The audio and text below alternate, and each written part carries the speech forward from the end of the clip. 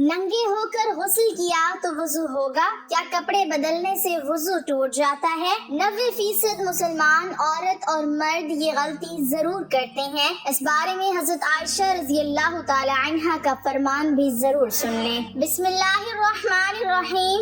अगर कोई शख्स बरहना होकर गुस्ल करता है, नहाता है, तो उसका वुजू होगा या नहीं? इसी गुस्ल के साथ वो नमाज पढ़ सकता है या फिर नमाज से पहले उसको दोबारा वुजू करना पड़ेगा? तो इस हवाले से मुकम्मल तफसीलात आज की इस वीडियो में हम बताएंगे। नाज़रीन, वुजू वाले जितने भी आज़ा हैं, यानी वुजू में 4 फराइज हैं। नंबर 1 चेहरा धोना, नंबर 2 दोनों बाजू कोहनियों समेत धोना, नंबर 3 सर का मसा करना, नंबर 4 दोनों पाँव टखनों समेत धोना। तो जब बंदा गुस्ल करता है तो गुस्ल में तो ये होता है ना कि पूरे जिस्म पर पानी बह जाए, हत्ता कि जिस्म का कोई भी हिस्सा बाल बराबर भी खुश न रह जाए। तो अगर इसके ऊपर गुस्ल फर्ज था और उसने गुस्ल कर लिया तो उसका वुजू भी हो गया। लेकिन अगर उसके ऊपर गुस्ल फर्ज नहीं था, वैसे ही नहा रहा था, तो अब भी अगर उसके वुजू वाले आज़ा ये धुल जाते हैं, उन पर पानी बह जाता है, वुजू के ये 4 फराइज अदा हो जाते हैं, तो उसी वुजू के साथ वो नमाज पढ़ सकता है। उसको दोबारा वुजू करने की जरूरत बिल्कुल नहीं है। बाज लोगों को इस हवाले से ये गलत फहमी होती है। वो ये समझते हैं कि जो शख्स बरहना हो गया तो उसका वुजू फासिद हो गया।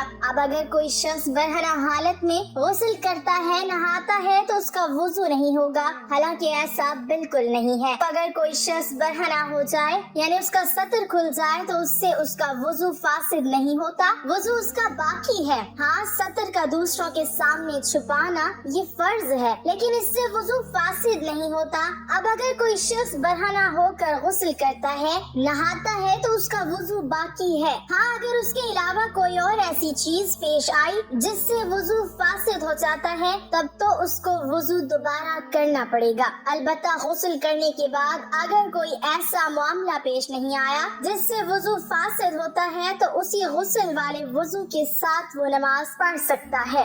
उसको दोबारा वुजू करने की जरूरत बिल्कुल नहीं है। गुस्ल के चंद आदाब व मसाइल हैं जिनका जानना भी जरूरी है। गुस्ल खाने में जाने से पहले बिस्मिल्लाह शरीफ पढ़ें। गुस्ल खाने में जाकर कोई दुआ नहीं पढ़ना चाहिए। गुस्ल के बाद नमाज के लिए दोबारा वुजू करने की जरूरत नहीं, जबकि गुस्ल के बाद कोई तब्दीली लाहक न हुई हो, जैसे कि हदीस शरीफ में उम्मुल मोमिनीन हज़रत आयशा सिद्दीक़ा रज़ियल्लाहु ताला अन्हा से रिवायत है, फरमाती है कि रसूलुल्लाह सल्लल्लाहु अलैहि वसल्लम गुस्ल के बाद वुजू नहीं फरमाते। और दूसरी हदीस में है, यानी हुजूर सल्लल्लाहु अलैहि वसल्लम ने फरमाया, जो शख्स गुस्ल के बाद वुजू करे तो वो मेरे तरीके पर नहीं। बरहना होकर गुस्ल करने से गुस्ल हो जाएगा, मगर गुस्ल करने में एहतियात, यानी बंद जगह गुस्ल खाना वगैरह में नहाए कि सबके सामने सतर खोलना हराम है, जिसकी वजह से गुनाहगार भी होगा। जैसा कि अल्लामा अमजद अली रहमतुल्लाह अलैह फरमाते हैं, ऐसी जगह नहाए कि कोई न देखे, और अगर ये ना हो सके तो नाफ से घुटने तक के आज़ा का सतर तो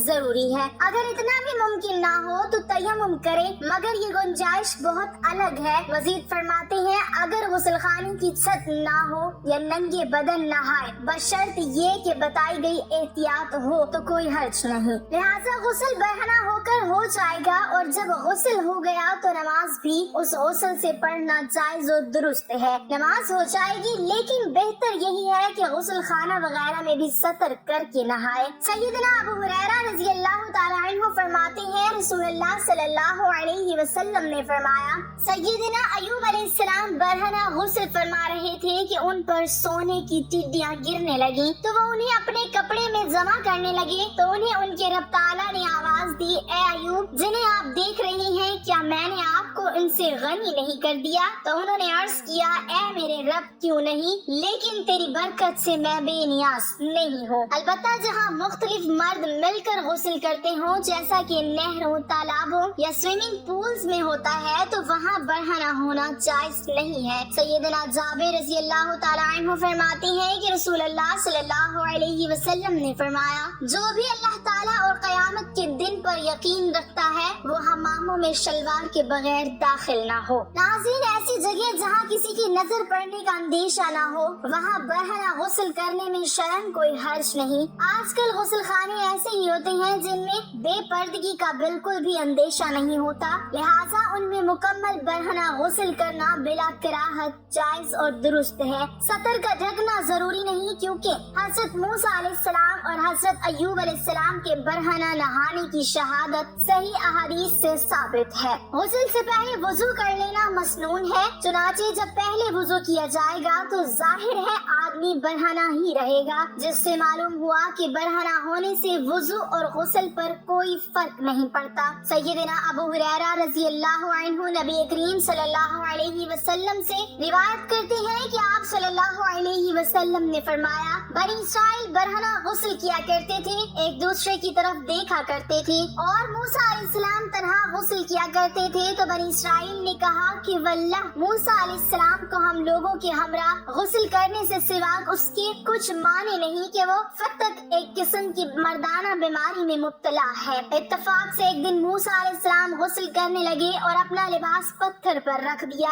وہ پتھر ان کا لباس لے کر بھاگا اور موسیٰ علیہ السلام بھی اس کے تعاقب میں یہ کہتے ہوئے دوڑے کہ اے پتھر میرے کپڑے دے دے، اے ہجر میرے کپڑے دے دے، یہاں تک کہ بنی اسرائیل نے موسیٰ علیہ السلام کی طرف دیکھ لیا اور کہا کہ واللہ موسیٰ علیہ السلام کو کچھ بیماری نہیں ہے، اور پتھر ٹھہر گیا۔ موسیٰ علیہ السلام نے اپنا لباس لے لیا اور پتھر کو مارنے لگے۔ سیدنا ابو ہریرہ رضی اللہ عنہ کہتے ہیں کہ اللہ کی قسم موسیٰ علیہ السلام کی مار سے اس پتھر پر 6 یا 7 نشان اب تک باقی ہیں۔ ناظرین، اس کے علاوہ وضو کے ٹوٹنے کے اسباب کے بارے میں بہت سے سوالات ہوتے ہیں، کچھ غلط فہمیاں ہوتی ہیں تو اس کے بارے میں بھی جان لیتے ہیں۔ ناظرین، کپڑوں کے اوپر سے ہاتھ لگے یا بغیر کپڑوں کے اس سے وضو نہیں ٹوٹتا۔ اسی طرح غسل کے دوران بدن کے کسی بھی حصے پر ہاتھ لگ جانے سے وضو نہیں ٹوٹتا اور نہ ہی دوبارہ وضو کی ضرورت ہوتی ہے۔ حدیث پاک میں ہے، بدن میں کوئی چیز داخل ہونے سے روزہ اور بدن سے کسی چیز کے خارج ہونے سے وضو ٹوٹ جاتا ہے۔ وضو ٹوٹنے کے اسباب درج جن چیزوں سے وضو ٹوٹ جاتا ہے وہ 2 قسم کی ہیں۔ نمبر 1، جو انسان کے جسم سے نکلے جیسے پیشاب، پاخانہ، ری وغیرہ۔ نمبر 2، جو انسان پر طاری ہو جیسے بے ہوشی، نیند وغیرہ۔ پہلی قسم یعنی جسم انسانی سے نکلنے والی چیزوں کی بھی 2 قسمیں ہیں۔ نمبر 1، جو پیشاب و پاخانہ کے راستے سے نکلے۔ نمبر 2، وہ جو باقی جسم کے کسی مقام سے نکلے جیسے قے، خون وغیرہ۔ ان 2 راستوں کے علاوہ جسم کے باقی حصے کے کسی مقام سے کچھ نکلنے کی یہ صورتیں ہیں، کوئی ناپاک چیز نکلے اور جسم پر بہے، مثلا خون، کچ، لہو یا پیپ وغیرہ، تو وضو ٹوٹ جاتا ہے، خواہ تھوڑی سی ہی بہے۔ اگر آنکھ میں خون نکل کر آنکھ میں ہی بہا اور باہر نہیں نکلا تو وضو نہیں ٹوٹا، کیونکہ آنکھ کے اندر کا حصہ نہ وضو میں دھونا فرض ہے نہ غسل میں، اور اگر باہر نکل کر بہا تو وضو ٹوٹ جائے گا۔ قے میں اگر پت، خون یا کھانا یا پانی منہ بھر کر نکلے تو وضو ٹوٹ جائے گا، اگر منہ بھر سے کم ہو تو وضو نہیں ٹوٹے گا۔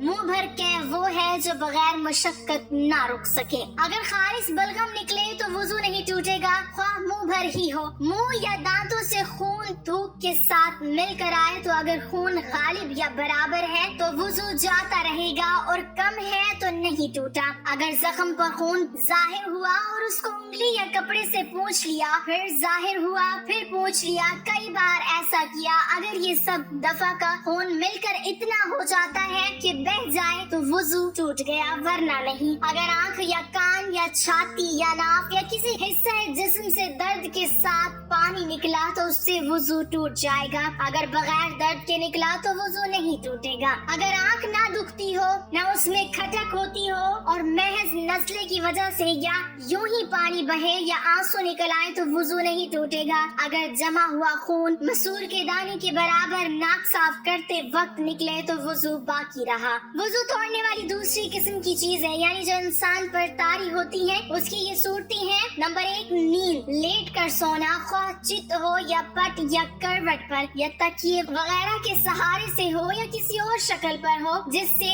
سیرین زمین سے جدا ہو جائے یا سر صرف ایک سرین پر سہارا دے کر سو جائے تو وضو ٹوٹ جائے گا۔ سہارے کا مطلب یہ ہے کہ اگر سہارا ہٹا لیا جائے تو وہ گر پڑے اور سرین زمین سے جدا ہو جائے، اور اگر بغیر سہارا لیے کھڑے کھڑے یا بغیر سہارا لگائے بیٹھ کر سو جائے، یا نماز کی کسی حید پر جو مردوں کے لیے مسنون ہو، مثلاً سجدہ یا قاعدے میں مسنون حید پر سو گیا تو وضو نہیں ٹوٹے گا۔ اگر دونوں سرین پر بیٹھا ہے، گھٹنے کھڑے ہیں، ہاتھ پنڈلیوں پر لپٹے ہوئے ہیں اور سر گھٹنوں میں ہے تو اس حالت میں سونے سے وضو نہیں ٹوٹے گا۔ نمبر 2، بے ہوشی، خواہ بیماری یا کسی اور وجہ سے ہو، مثلاً غشی، جنون، مرگی اور نشہ وغیرہ سے بے ہوشی ہو جائے تو وضو ٹوٹ جاتا ہے، اگرچہ تھوڑی دیر ہی ہو۔ اس کی حد یہ ہے کہ اس کے پاؤں میں لغزش آ جائے۔ نمبر 3، نماز کے اندر کہا مارنا، یعنی اس طرح کھلکھلا کر ہنسنا کہ اس کے برابر والے سن لیں۔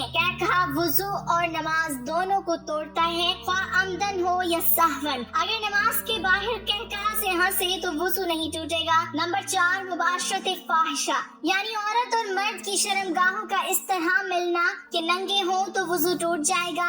اس کے علاوہ خون یا پیپ یا زرد پانی کہیں سے نکل کر بہا اور اس بہنے میں ایسی جگہ پہنچنے کی صلاحیت تھی جس کا وضو یا غسل میں دھونا فرض ہے تو وضو جاتا رہا۔ اگر صرف چمکا یا ابھرا اور بہا نہیں، جیسے سوئی کی نوک یا چاقو کا کنارہ لگ جاتا ہے اور خون ابھر یا چمک جاتا ہے، یا خلال کیا یا مسواک کی یا انگلی سے دانت مانجھے یا دانت سے کوئی چیز کاٹی، اس پر خون کا اثر پایا، یا ناک میں انگلی ڈالی، اس پر خون کی سرخی آ گئی مگر وہ خون بہنے کے قابل نہ تھا تو وضو نہیں ٹوٹتا۔ چھالا، نوچ ڈالا، اگر اس میں پانی بہ گیا وضو جاتا رہا ورنہ نہیں۔ اللہ پاک ہمیں بہتر عمل کرنے کی توفیق عطا فرمائے اور ہمیں نیکوکاروں میں شامل کرے، آمین۔ ناظرین، کمنٹ باکس میں اللہ تعالیٰ کے 99 ناموں میں سے ایک نام ضرور ٹائپ کریں۔